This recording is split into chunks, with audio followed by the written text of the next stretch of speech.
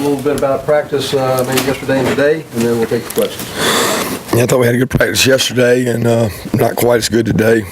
Some different things we're having to do defensively to adjust in this game to kind of different style, up-tempo offense, spread out a lot of passes. So probably not the kind of day we need to have today. I thought the offense practiced well, a lot better than we did defensively. So with that, we'll open it up. What kind of things you have to do to play as a defense when you're playing a left-handed quarterback? Not really. I mean, his blind side's an opposite side, so there's some pressures you might run to the back side of his arm rather than the front side of his vision, which would be different than a right-hander, but nothing that we're really doing. Obviously, you guys want players to take it week to week, but I wanted to see if anything said about Middle Tennessee and maybe what you'll face this week against Missouri. No, not at all. I mean, to be honest with you, I don't honestly know because I don't know a whole lot about what Missouri's doing. I know what they've done in the past, but they've got a new coordinator, so I hadn't had the opportunity to watch much of Missouri's tape. So we're concerned with Middle Tennessee, and they've got a good football team, good system. A lot of respect for Coach Stock and Tony Franklin. They do a good job. So it's very different offense than we faced. Coach talked about how leaders emerge as you go out throughout the season. Do you see Natrez Patrick as a guy that could emerge into one of the leaders in the defense? Yeah, Natrez is a vocal leader. I mean, he's been a vocal leader for 2 years. I mean, he's a kid that loves the game, passionate about it, similar to Led in that he practices really hard and not afraid to speak up. He doesn't worry what other people think about him and things like that. So he's done a good job and respect from his teammates as far as the way he practices. Juwan has that going for him too. Yeah. Has he kind of taken a bigger kind of leader of the front seven or in the defense kind of? I'd say definitely the linebacker unit. He's probably the hardest practicing kid on our total defense. So he gets immediate respect from the way he practices, and he is a vocal leader, and he's taking much more of a leadership role. It's important to Juwan to do that. Juwan and Keon are two guys that kind of come to mind. I'm sure there are others that sit around and kind of bided their time and all of a sudden playing key roles for the defense. How does that make you feel as a coach when you kind of see that guys waiting around and then bam, their opportunity? Hard work pays off. I mean, I think this is a defense that the system allows you. Once you know it and you have confidence in the system and you understand it, you can use the tools in the defensive system to help you to play. It's not a system that says because you're the best athlete, you go out there and play. You got to understand what offenses are trying to do to you and how you can use the call we give you to help yourself. They both understand that, and they've been here, like you said. They've been in the system for 4 years. I mean, they understand how to use the system, and it helps them. And they're both really hard workers. Good special teams players too. What was it about Tay Kravitz you saw in him as a running back you thought would translate to being a linebacker in this league? Well, he's athletic. He's big, fast, athletic. I mean, those are all qualities of a good linebacker. And we were pretty deep at back at the time, and I think he could have been a good running back. I don't know if he'd have been like the guys we had, but he had an opportunity to come over. And when you play space teams all the time, you want space players. And that's where Tay's probably at his best, is change direction. He's a former receiver from high school, and he fits the mold of being able to run with backs and tight ends. So you remember evaluating DeAndre Baker as a recruit, and when you got here, he hadn't played that much. What did you think he had?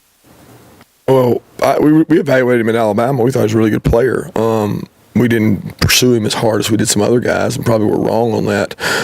He had track speed. I mean, he was a 400-meter. He was a guy, he could fly. So usually the first thing you look at corner is size, speed, and he checked off both the boxes there. But he's a kid who's developed and gotten better. I mean, from the time we got here, we thought he was a good player. We thought some guys were in front of him, and I was telling him the other day, I remember, I think it was yesterday, he had a good training camp that first year, and really was competing for the starting job with Briscoe and some other guys, and was probably neck and neck. We went with the other guys, and then what happened in the Ole Miss game, and he got to go out there, and ever since then he's been getting better and competing, and he kind of proved us wrong that he should have been out there the whole time. The inside linebacker, those top four They did a good job. What's best is they all complement each other. So our ability to play all four of them helps keep them fresh. I thought that Natrez made a couple plays Saturday that he might not have made had he not just come from the sideline. So they're able to go 4 or 5 plays, come back in. So you see max effort. I think sometimes at the linebacker position you play guys too long, they get tired. So those 4 guys have rolled and done a good job. Channing, Tyndall, and Quay are coming on. As they learn it, they're going to be able to help us because they're probably both a little more explosive and quick twitch and faster. They're just still learning and learning the defense, and that's important for them. The other 4 know what to do really well, and they continue to do well, and they put us in the right call. And I appreciate how they practice. They practice really hard. Kind of to ask sort of a bigger picture question on the that you've done a coach here through in your 3rd year now. I mean, I you had that practice today, and there's that same type of fire and mentality regardless of the opponent they face, and you've been able to preach the whole thing about the standard every week, and so I was just wondering, like,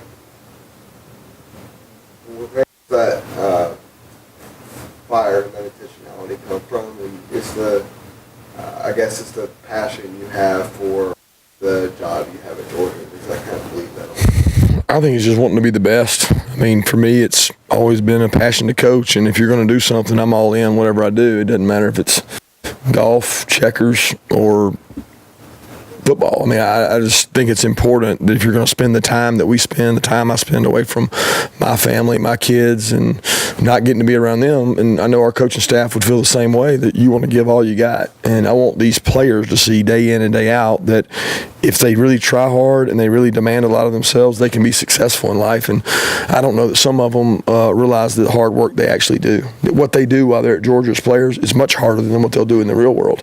I mean, when they got to get up, go to class, work all day, go to workouts, do football, and then they get a 9-to-5 job, sometimes they think that's a little bit easier. But I want them to be able to say that our coaching staff set an example of giving them everything they had every day. So that's what's important to me.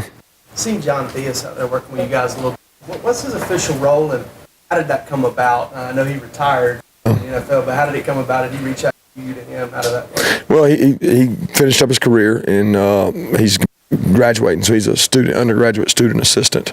Very similar to what Butler was, very similar to what Nick Williams has been, and a lot of those guys are. And when we found out he was coming back and retired, we reached out to him, and I think at first he just kind of said, I'm going to go to school and not do that. But then came over and talked to Sam and visited with us, and he does what he can, and he's a very limited role, but he's really good for those players because he's been there, done that. He's played at a high level. I think he's really good for our players to be around a guy that's been successful in this league, who's also gone on and played in the next league. So he's been a big asset for us. I appreciate him doing it because he doesn't have to. Coach, how do you feel about interior defensive line guys? Julian Rochester and Tyler Clark specifically seem to be a lot of work in there. And they've done a good job. We've got to get better. We've got to get more explosive. We've got to play better defensively as a whole unit. Those guys are playing really hard. I thought Tyler made some really good plays early on Saturday, and it's tough sometimes because the way we rush the quarterback, it's not easy to go get sacks all the time. We don't just cut guys loose because of the way we play in the secondary. We're a little bit different style than most people, but kids work hard, practice hard, and we've really got a committee there. We've got some big bodies, but we have a lot of guys who play. We play 8 or 9 guys up front to keep them fresh, keep them rushing hard, and Tyler and Julian are kind of the leaders of that group, and I've been pleased with the way they work. Led better as well. Unsung guy, I think, in that group is a guy like David Martin. Yeah. I mean, he's played so many snaps for you guys. It doesn't even seem like to us sometimes like he has a defined role. Necessarily does. It seems like he does so much different stuff for you guys. What is it that you think that allows him to kind of flash on the field like he seems to do all the time? Strength, powerful. He can play all the positions. He's smart, never complains, toughest guy in the room, hurt all the time but never hurt, practices, doesn't complain. He just is a worker. And he's really strong. So when he's at the point of attack, they don't move him. And I think that's allowed him to become a very, what you said, unsung hero because he doesn't play a lot on third down. He gets us to third down, and that's important. He knows his role. Before the season, y'all were working several guys at the back left tackle spot, Marcus, Kendall, and Kate. What pushed Kate ahead of some guys who more experience than him? We just felt like he practiced better. And he's got a lot of potential. He's practiced better. He's practiced hard. He's smart, tough. It's important to him. And at the end of the day, it's just who played better in the scrimmages and who played better in the practices, and he did. Update on Andrew. Yeah, he didn't practice today. He's still not able to practice. He's better, but we don't know if he's going to be able to play in the game or not. A certain time of the week where you need to see him for you. Yeah, I mean, I would want him to at least practice by Thursday. He's played enough, but he didn't practice by Thursday. It's probably not looking good. Coach, one of your closer friends in the business is Mike Bobo, and he got a big win this past weekend. Seen him limp around out there. He's still hurting from being in the hospital. I know you guys are close. I'm wondering if you've been able to talk to him. Did you catch that win? And your feelings about what you're seeing him go through this season with the league. I texted him. I told him, you better never count a Bobo out. I've been in many battles with him, against him, and with him, and lifelong friends growing up right down the road from each other, and to see what he's endured and his family's endured, it's been amazing. To go through 2 losses like he had, and then to come back and beat an SEC opponent when at some point in the game they were 99% probable to lose. ESPN stats, and he comes back and wins, and then to see him with his dad afterwards and get to see him hug his son, that's just really what it's all about. And you don't ever count him out, I can promise you that. He's a great football coach and a really good person. You guys aren't really like using a fullback. Do you look at not unwanted tight ends / H-backs, and it seems like you guys still get the same physical nature that a fullback position is. Yeah, it's different. I mean, call it what you want. Some people call it fullback, H-back, whatever. It's just whether you're 2-back, 1-back, what do you want to call it? I mean, that's what they do. I mean, they don't line up as fullbacks. They line up as H-backs or tight ends. So it's really a matter of semantics to me, because somebody's got to go block somebody. I like to have guys that can block people, play on special teams, catch balls, run patterns, and those guys sometimes do that better than just fullbacks. You're a little more predictable with a fullback, I think. But those guys are playing hard, and Luke's coming on. And it's important for Luke so we can get some depth, and John Fitzpatrick's getting better as well. I want to ask you about Luke. Kind of what is he doing right now to get a little better? Well, he got to play the other day. He had some really good blocks and played physical. And he's just got to play. I mean, it's hard to get better sometimes until you play, and he's been able to play. And we took some time Monday for the guys that didn't get enough reps Saturday and let them go out and just go play. And he's doing that, and I think he's getting better. He's very powerful and can run. He's just not comfortable with everything we're doing just yet. Have y'all stopped trying to get a fullback, a classic fullback, and folding those responsibilities into the tight end?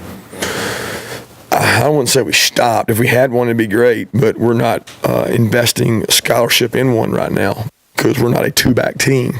So much of what we do, as you see Miko catching these passes and all these things, that would be trading a spot for a fullback. I don't think any fan would vote for us to trade a slot receiver for a fullback right now. So we're just looking to be explosive, be dynamic, and we think that we can still be physical with tight ends and not necessarily having fullbacks. If a fullback comes along, falls into our hands, or a linebacker can play fullback, then we'd be all for it. But that's just not who we are right now. 2 more questions. Through a couple games, William Poole has been playing that primary coverage role. What's been your evaluation of him thus far, as he seems to be around the ball a lot? He practices really hard, man. It's really important to Poole. He's a great kid, and he continues to learn and get better. But that's one of the spots, and many spots in the secondary, we have to play better. We have to play at a higher level to be successful, to beat the teams we got to beat. And he's a grinder. I mean, he comes in every day to work, and I know he gets tired of me coaching him because I'm on him every day. Kind of a similar question with Tyson Campbell. What did you see from him on Saturday, and what are you trying to see more of from him in the game against Memphis? Confidence, just playing with more confidence and getting his hands on people. He didn't play bad the other day. He played against a good receiver and good quarterback, and gave up a big play at the end. And I think that he's going to get better, and the only way he's going to get better is play. And we've said that over and over, that we got to go through some growing pains with these guys because we lost a lot of productive players in the secondary, and Tyson continues to work hard. Thanks.